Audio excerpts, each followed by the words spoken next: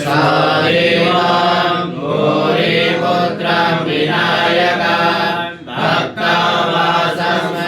नित्यं मायुष्कामार्थसिद्धये प्रथमं वक्रतुण्डं च एकदन्तं द्वितीयकं तृतीयं कृष्णपिङ्गाक्षं गजवक्त्रं चतुर्थकं लम्बोदरं पञ्चमं च षष्ठं विकटमेव च सप्तमं विघ्नराजेन्द्र धूम्रवर्णं ददाष्टकं नवमं बालचन्द्रं च दशमं तु विनायकम् एकादशं गणपतिं द्वादशं तु गजाननं द्वादशेतानि नामानि श्रीसञ्जयः न च विघ्नमयं तस्य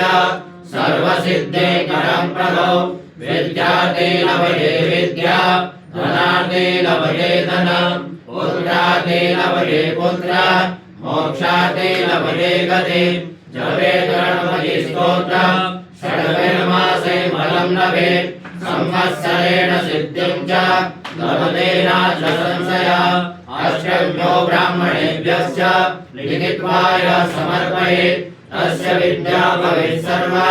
गणेशस्य प्रसादतः। ॐ गणेभ्यो गणपतिर्षभो नमो नमो